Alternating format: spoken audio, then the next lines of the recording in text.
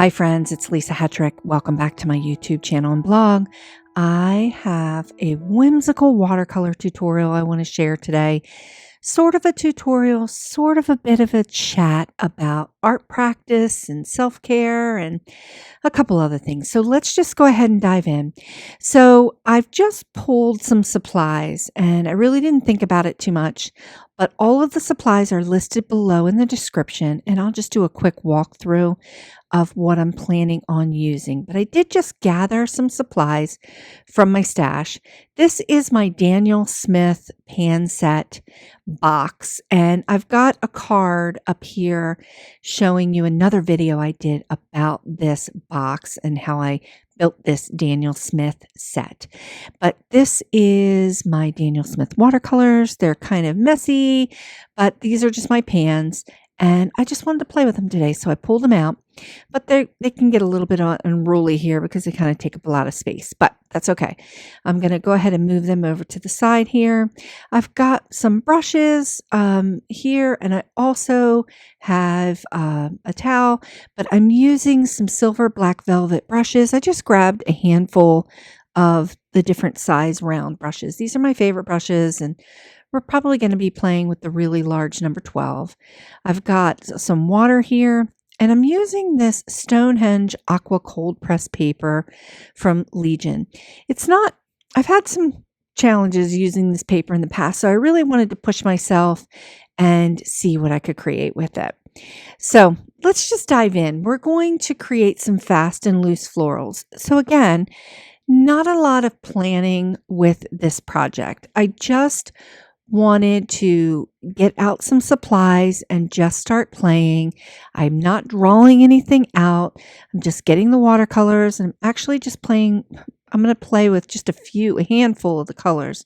So I'm dipping my brush into quinacridone magenta, and I'm going to start out by just putting some of that color down onto my mat here, and use the mat as a mixing space. And again, I'm using the number 12 silver black velvet, and I'm going to work my way around this paper and just create some what I call brush stroke blooms.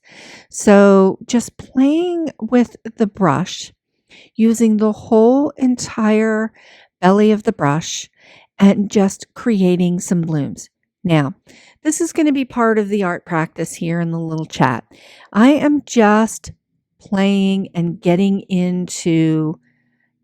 back in the groove here since the beginning of 2021. I haven't really painted in a while or sat down and painted every day in a while during the holiday season. I just kind of got away from it a little bit, and that happens. But one of the things that I noticed when I did get away from my art practice is that I really, really missed it, and it was really something that was very meditative for me and something I have to do every day. And I wanted to talk a little bit about that today with creating an art practice or some kind of you time kind of practice every day where you're creating something with your hands and letting go of any kind of perfection and just getting out your supplies and just splashing some paint around. That's what I call it. Splashing some paint around. And you can see that I don't have any real plan here with what I'm doing. I did want to play with my Daniel Smith watercolors. I did want to try to challenge myself to use this watercolor paper that I had in my stash that I don't really love that much, but I really wanted, there's nothing wrong with this paper at all. It's actually wonderful paper, a wonderful brand. I just wanted to practice and play with it a little bit more and let go of any kind of perfection wrapped around it. So you can see I'm just playing. I've got these brushstroke little blooms going. I'm dropping some of this quinacridone gold in the center of these blooms and just enjoying this process. And I can't stress enough how important this can be in your daily routine. If you can carve out a little bit of time for yourself and create something with your hands and actually let go of what the outcome is going to be, it is a really, really wonderful self-care practice. And that's what I'm just getting back into the groove in 2021 and doing so. So every day I've just been kind of getting back into it. And now if I was painting this, you can see it's a little bit of a hot mess. I'm just splash some paint around.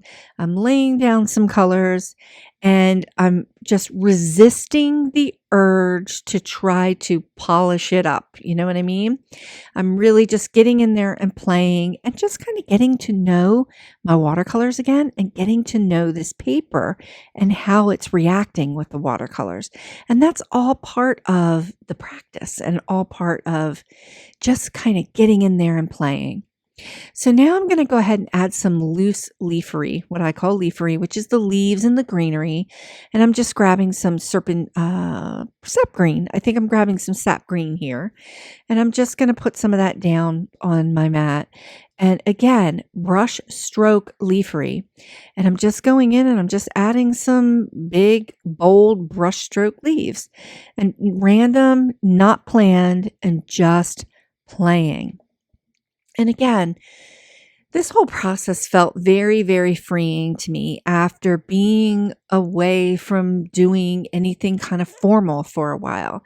So I just want to encourage you that, and be an encourager for you, that if you're really feeling like you want to get back into a practice of some sort, of making something with your hands, whether it be watercolor or card making, just get out a handful of supplies that you know you haven't used in a while and just start splashing some paint around or splashing some ink around, or just start stamping with your stamps and just start creating something, and just let go of all of the things or the preconceived notions of actually what it's going to look like and how it's going to end up, and get free with it, which I think these fast and loose florals are fun like that. So if you want to paint along with me or rewind and go back after you've pulled your supplies and come in, you can easily paint along with me and just kind of do these fast and loose watercolor florals. And you can see how the watercolor is just bleeding everywhere. And I'm just letting it go. It's, kind of a hot mess, but I'm just letting it go, letting it be, and letting it flow. Okay, so I'm just going to go ahead and dry it off a little bit. And you can see that watercolor has really faded back like 2 shades, which that's what happens naturally with watercolor. It always looks its most vibrant when we are putting down our first set of layers. So now I'm going in and I'm adding some more color on top, and these are my glazing layers. So whenever you want to do glazing, so here's the tutorial part. We're back to tutorial chat. Whenever you want to do some glazing or adding layers on top of the work you've already done, you just want to make sure that your piece is dry in between. When it's completely dry, we know that the colors underneath it aren't going to lift up too much, and we're just going to be adding these layers of color over top. And that's really what, in watercolor, that's what really jacks up the luminosity of the colors, because they're transparent and the colors that are underneath are going to help show through.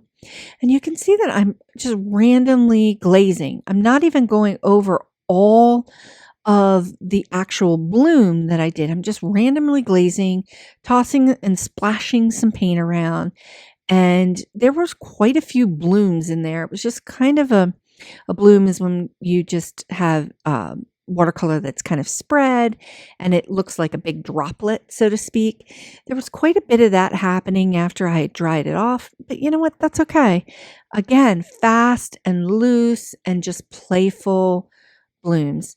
So I'm kind of going back in here a little bit, dipping in that quinacridone gold and just adding a little bit to the center and letting some of that quinacridone gold mix with the water that's already there and just kind of blend and bleed. Now, from a composition standpoint, this painting is a little bit of a hot mess, but I don't care. I really kind of got back into the joy of just painting and having some fun. So I grabbed some more. I wanted to play with some other mediums that I've had in my stash that I hadn't played with. So I grabbed 2 graphite pencils. So these are water soluble graphite pencils. So actually, I think this one's charcoal and the other is graphite. And that's my cat, Sheldon, who decided to visit while I was shooting. And I just let him visit, and he'll probably pop back through. He's starting to become very brave and jumping on top of my desk a lot, especially when I'm in calls or meetings or shooting videos. So, okay, so I'm just taking a little bit of water and just seeing if I can push that charcoal around, and I'm just playing and adding a graphic element to the watercolor that I've already created here, these fast and loose florals. Now I'm just going in with a graphic. This is a pencil. This is Faber-Castell, and this is a graphite pencil that is water soluble. So the charcoal wasn't as water soluble, and I wanted to experiment with that and see what it would look like, and just playing. So I use my finger to kind of mark things down so I can kind of see what things are going to look like. But you can see I'm just going fast and loose with the graphite pencil as well. And just playing, and again, letting go of whatever the outcome is going to be for this project and just having some fun with it. You can see that in the watercolor petals of the blooms, there's quite a bit of just texture kind of coming through. The colors aren't blending, the blooms aren't blending together. It's just kind of fast and loose and playful and abstract, sort of abstract. And yeah, I'm just playing. And I just, again, want to circle back to finding your way through an art practice that is really encouraging for you. Oh boy, I forgot about this. I had grabbed some of the graphite. I had this big tin of water soluble graphite. Am I ever going to use all that graphite in my entire life? I don't know, but it's fun. So I thought it would be fun. I probably picked it up a couple years ago and it's been sitting in my stash.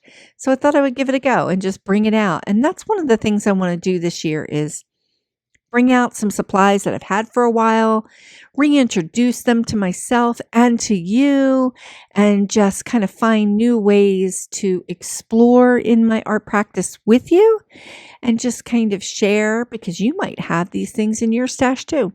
So back to talking about encouragement and self-care. So self-care is really important to me. I haven't always done such a hot job with it in my life, and I have suffered, like many of us, from burnout and just kind of wiping myself out from, life and work and all the things. So what I have found is that whenever I come back to making some time to create some art like this, whether it's fast and loose florals or just painting colors on some watercolor paper and just giving myself that time to explore and paint and just kind of be in the moment, crafting my joy. You'll hear me talk about craft your joy a lot, and that's what I mean by craft your joy. You find that thing in your life that you can dedicate some time to, that's just for you, that's part of your self-care practice, and you craft your joy and you create something without having any expectation of what the outcome is going to be. And you totally can do that. You can craft your joy. And for me, crafting my joy is watercolor and illustration and card making and paper crafting.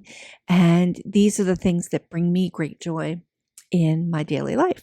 So I've got a little, another pencil here that's a white charcoal pencil, and I'm just kind of playing around with it. You can see I'm smudging it in to see if it can maybe add a little highlights to my blooms here and see what that looks like. And again, I had no idea what I was going to do for this video, for this tutorial chat. I just pulled some supplies and turned the camera on. And I'm going to be doing that a lot more this year in 2021 as I share watercolor tutorials, because I want to, again, I've said it a couple times during this video, I want to be an encourager to you and encourage you to get out the things that you own and play and let go and have fun with it, craft your joy, and hopefully share some supplies that are in my stash that I haven't used and they're new to me and they might be new to you. And we can learn and enjoy this process together. And along the way, I hope to teach you a few things. So it's sort of like a tutorial and a chat and a little bit of a touch base with you, and also a little bit of encouragement to help you get into your place of joy and craft your joy. I love it. So again, these are the pencils that I was using and the graphite I was playing with. I had a lot of fun with the graphite. I definitely think I'm going to bring it back. Okay, a final look at the florals. So I'm tossing this Legion paper around and just kind of moving it around so you can see it from every single angle. I definitely enjoyed working with the Legion Aqua paper, with the cold press paper. I need to work a little bit more on it to kind of find my groove, but I'm loving this texture that I created with these fast and loose florals. And yeah, I just created a painting and I don't know what I'm going to do with it. I might cut it up, make it into a card. I might cut all those little blooms out and make them into something else. I don't know, but the beautiful part of this whole video is that we got to spend some time together and craft our joy together. Thanks so much for watching. Please consider sharing the joy by liking this video and subscribing to this channel. And you can take a look at some of my other card and watercolor tutorials right here. Again, I'm so grateful you could join me, and I'll see you next time.